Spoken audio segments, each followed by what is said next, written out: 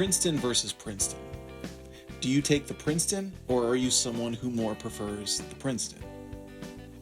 See, personally, I prefer the Princeton, but I can understand how some other players might like the Princeton. So, we're going to talk about which Princeton is best for you, why I like the Princeton instead of the Princeton. And we're going to try these amps out on a lot of different settings with a couple of different guitars. Let's get started here with some tone. Please remember to like, share, and subscribe. I hope you enjoy.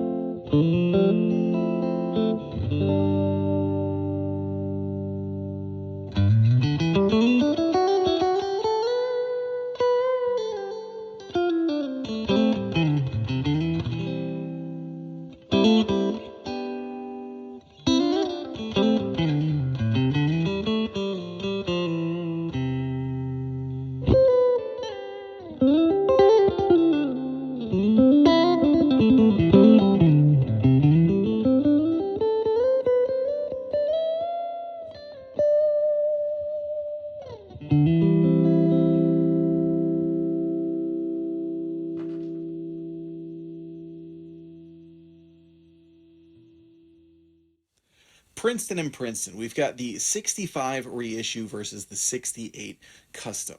These are two great amps from Fender, and they are incredibly different for as similar as they are, in considering that they're supposed to be the same model, just a different variant of the same model.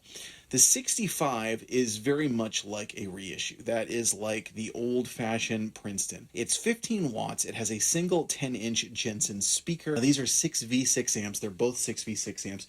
They both have volume, treble, bass, reverb, and tremolo circuits. The reverb and the tremolo are foot switchable. Now, the 65 Princeton is a very, very glassy, bright amp, and it's not really much on the way of natural overdrive. It stays relatively clean. It does overdrive, and it gets some cool kind of crunchy tones if you push it, and you can push it without getting insanely loud, which we are going to do at the end of the video. I'm going to play these amps on a bunch of different settings, including all the way wide open.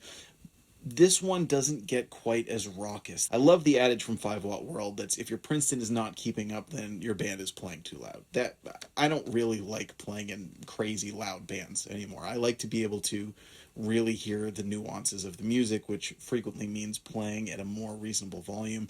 And a Princeton is just a perfect amp. Sits really nicely. You can do great things with it. Takes overdrive pedals pretty well, which we're going to talk about in a minute. Works great with loads of different guitars. Really a great take on a classic amplifier.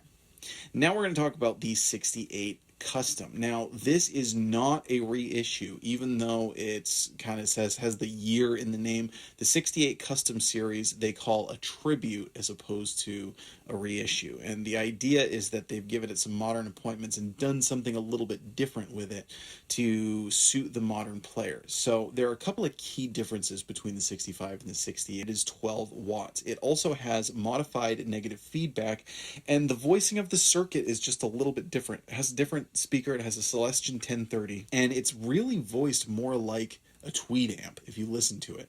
Now, the higher up of the 68 custom series are 2-channel amps, and one channel is going to be the classic tone, and then the other channel is going to be more of like a Tweed voiced channel.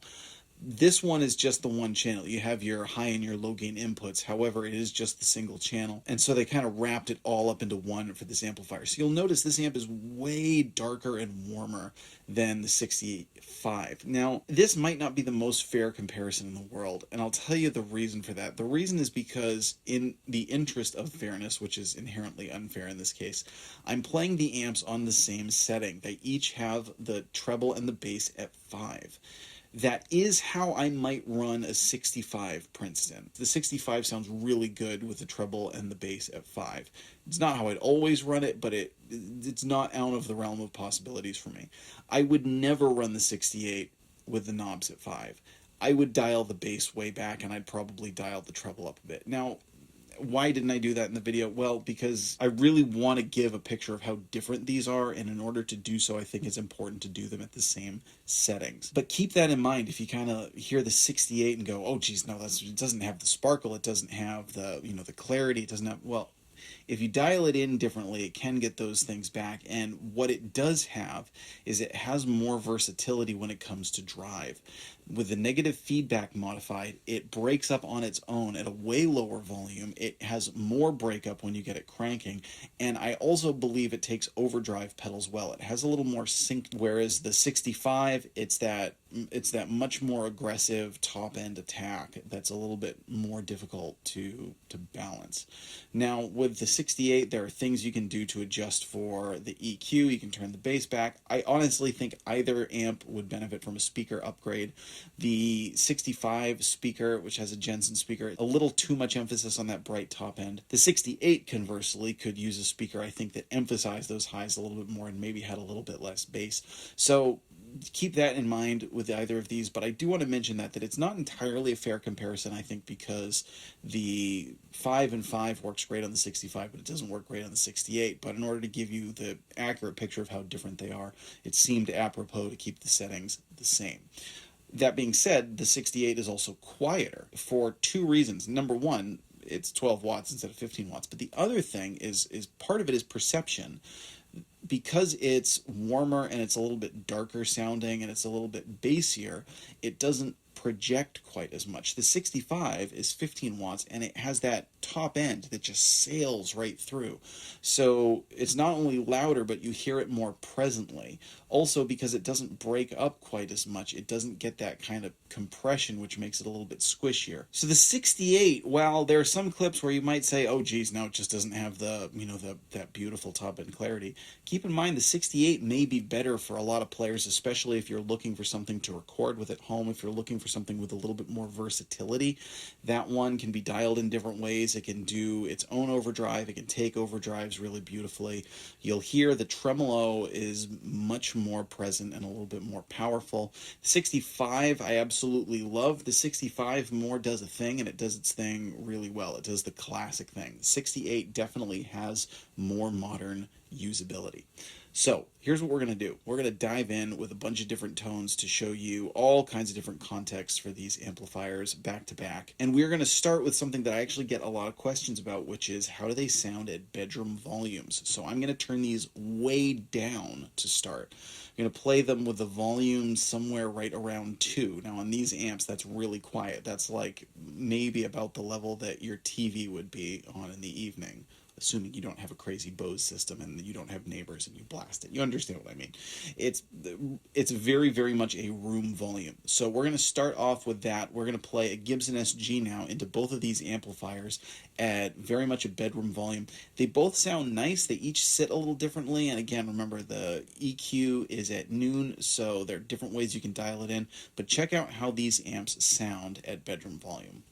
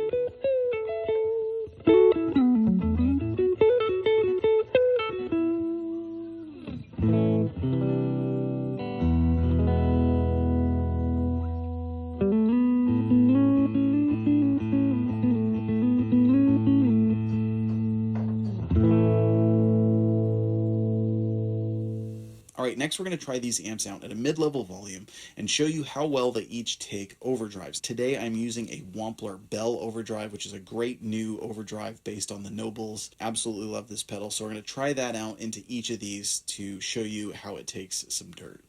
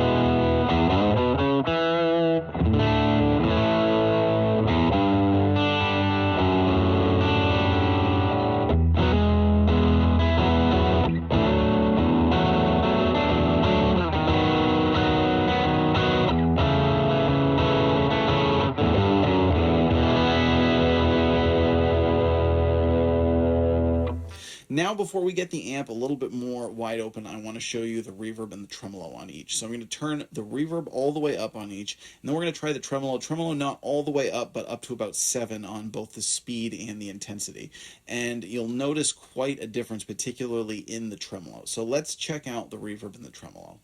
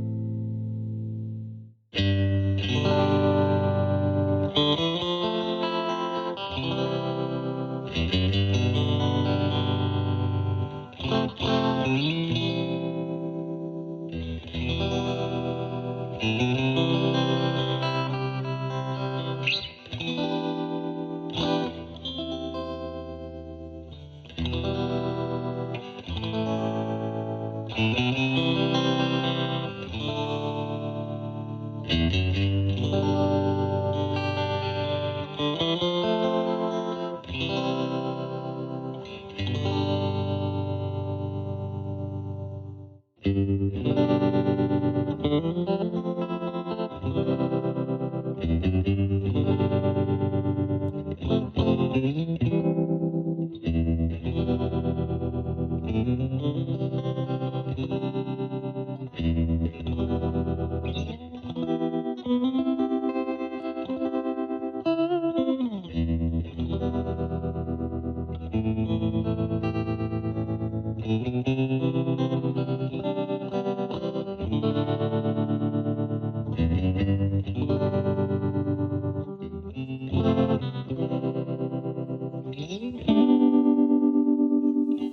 right, now we're going to start to open these amps up a little bit. So we're going to get the volume to 7 and use the Gibson SG.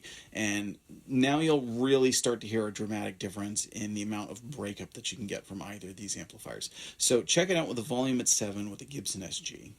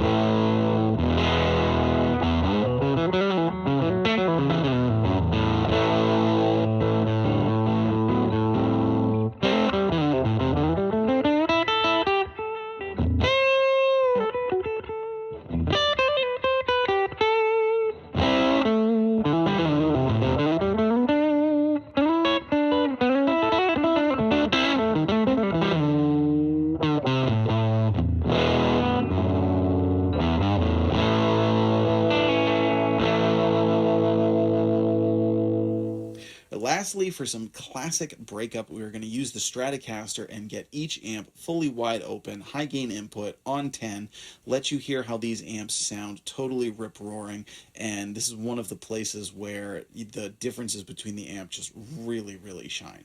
Check out how these amps sound wide open.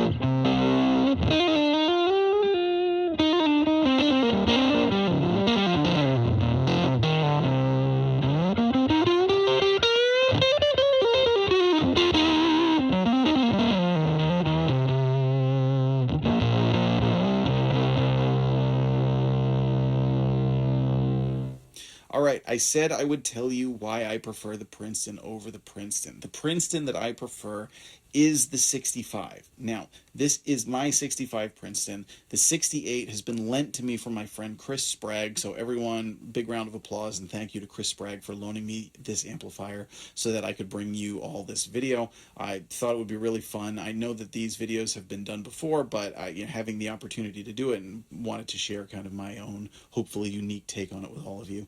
The 68 is a great amp. I think it's a little bit misunderstood. I think when people plug into it, it's not quite the Princeton sound that they're expecting.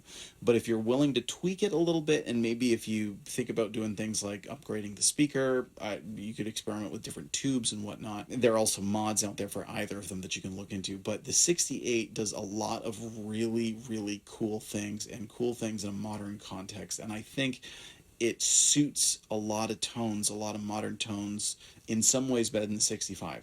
For me, what I look for in a Princeton is more clean headroom, lighter breakup, and the classic sound. So that is why I prefer and why I personally own the 65 instead of the 68. But I think they're both great amplifiers, and I can totally understand how a certain one might suit you over the other. So please let us know in the comments, which one do you prefer? Why do you prefer it? Do you own either of these models? Have you done any sort of mods or upgrades?